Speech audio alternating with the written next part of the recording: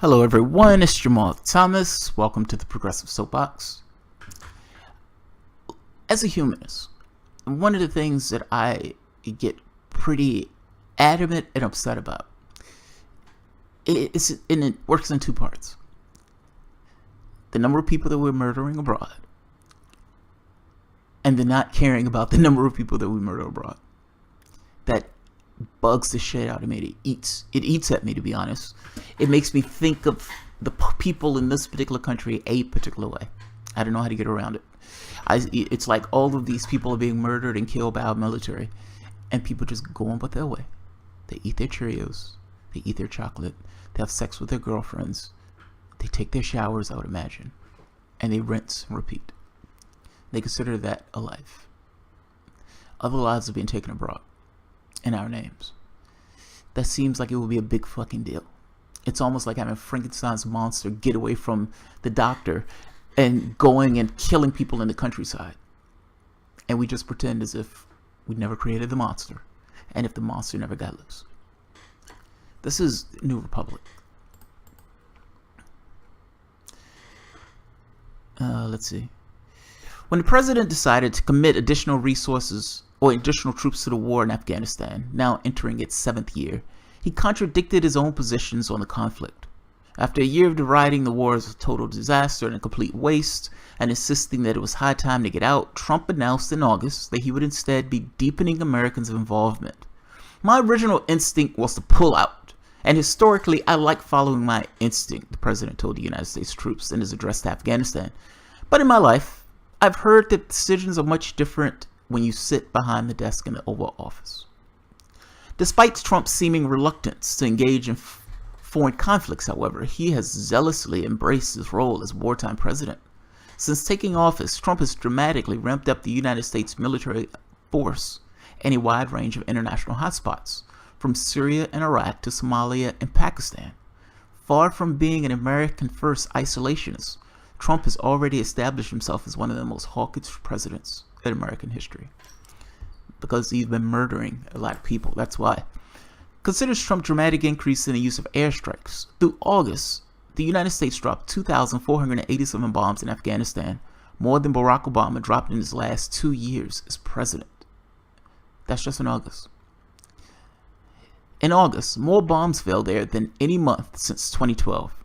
Trump also dropped the so-called mother of all bombs, the largest non-nuclear weapon in the United States arsenal, on Islamic State cave complex, the first time the bomb has ever been used in combat. It may have been dropped on a cave complex. Is there anybody else around? Were there any civilians under the mother of all bombs? Were there people that were just walking by? Were there people who were just living in that area when Trump decided to drop the quote-unquote mother of all bombs? How many people was Trump okay with murdering in order to drop this off for this political stunt? That's my question. Trump has accelerated the pace of airstrikes in other conflicts as well.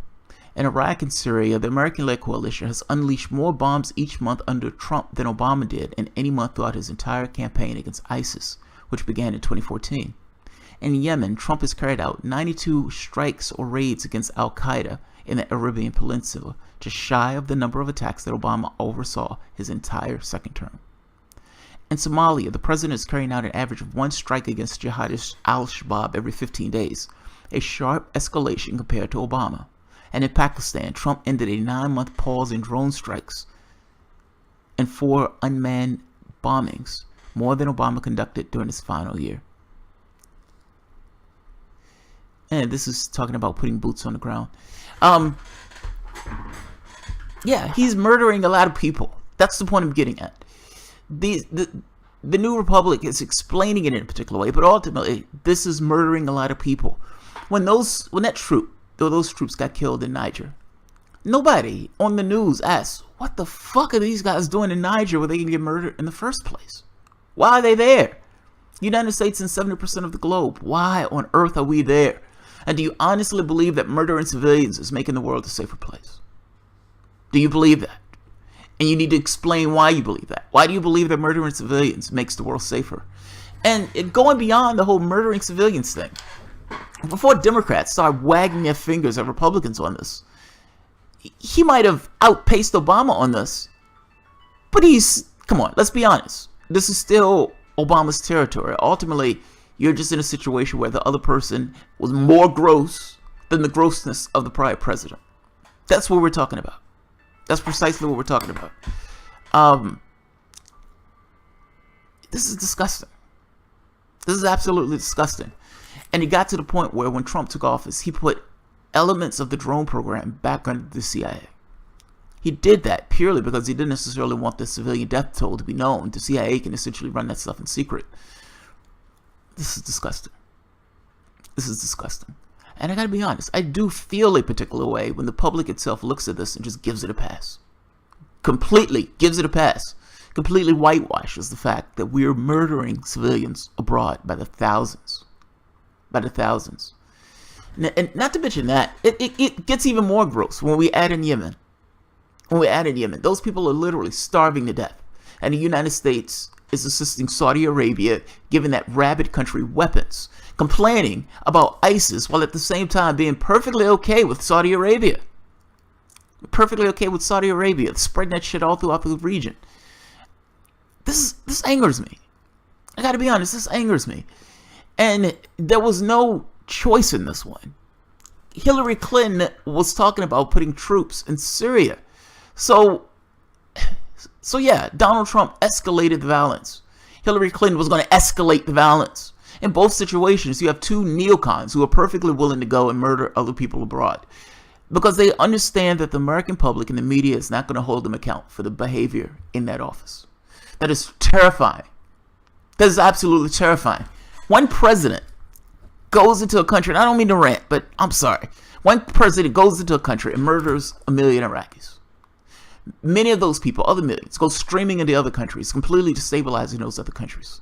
This country pays people, pays terrorists to undermine the government in Syria, essentially keeping that war going at this bubbling, because they want to get Assad out that office. In one country after the next, we've set those countries on fire. Whether you're talking about Yemen, whether you're talking about Syria, whether you're talking about Iraq, whether you're talking about Afghanistan, whether you're talking about Somalia, whether you're talking about Pakistan, we've set one country on fire after the next. That's been our role around the world. Now, the question that I'm posing is, how many people do you need to murder before you can bring our troops back home? Give me that number. If you give me that number in advance, at the very least, I know we're working towards something. But right now, it just seems like you're murdering civilians. This seems like the wanton murder of civilians.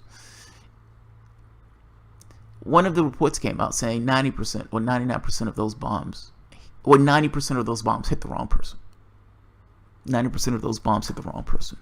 Many of those cases, those people were teenagers, and many of those cases, those people were kids. Thousands of these people were kids. Thousands of these people were women. When Trump said, oh, the dead babies bothered me. The dead babies didn't bother him when he was sending off those bombs. At some point, there needs to be a certain level of honesty that what people do when they're in that office actually has consequences in the real world. Meaning, if the president makes the determination to fire off a missile and that missile hits somebody, the president has just committed murder. Now, just because he's the president needs to somehow justify that particular action. Otherwise, the president is behaving as a king. We don't have kings. Or do we? Or do we? The media doesn't challenge the president in his wartime powers. Congress completely abdicated its responsibility in any wartime situation. Meaning, the president himself is somewhat of a god in that office with regards to wartime powers. He can do whatever he wants. There was a meeting the other day talking about nuclear weapons, saying that they would refuse an illegal order. You've been doing illegal orders constantly. You believe this shit is legal? What is your legal basis for going into one country after the next and bombing those people? You do it because the president tells you to do it. That's why you do it. Legality has nothing to do with it. Legality has nothing to do with it. Where's the legal justification to do those things? What's the legal justification to be in Syria? What's the legal justification to be in Somalia? I don't remember Congress giving any authorization to do any of those things. Obama took it upon himself to do it. Trump is just following in Obama's path, who essentially was following in the path of George Bush. You have all these lefties who are up in arms all of a sudden about what Trump is doing, completely giving a pass to the last goddamn president who was in that fucking office. It's fucking amazing. All of these people, all of these presidents, going back to George Bush, should be dragged before the Hague. And if the world court was paying attention, they would put these guys up to be dragged before the Hague. If it was some African dictator that went into a country and killed 1 million people, they would have dragged his ass in front of the Hague. I am fundamentally missing how the Hague in any way has any legal justification if the Hague can't necessarily, or legitimacy is the word I'm looking for, when presidents in the United States can do whatever the fuck they want, and all of those other countries in Europe with these supposedly high-minded ideals give these guys a pass. It's fucking amazing to me. The Hague loses all legitimacy when you have somebody who's in this particular country who can make decisions that would go and kill thousands and thousands of people. That's my point. I'm not going to bitch. I'm not going to rant beyond the way I've already ranted. But this aggravates the shit out of me. It seems like they're murdering people. If someone gets shot in front of you, you would be startled and stunned, and it would be a big fucking deal to you. By the same token, you can have thousands of people being murdered. They're like, if I'm not mistaken, in this article, it said Trump was murdering like 12 people a day in these strikes. In fact, it might have been more. I'll put the article in the bottom. It's just, I'm not crazy for feeling this way. Like, there's no way I am crazy for saying, oh my God, we're blowing up people left and right. We're killing women and children, in addition to a few terrorists every so often that we hit. You would think that people would be more outraged. You would think people would be more outraged. Yeah, I'll leave it at that. It just fucking annoys me. Alright, guys. If you enjoy the content, feel free to share, like, subscribe, and of course, you can always support the Patreon. Thanks, guys.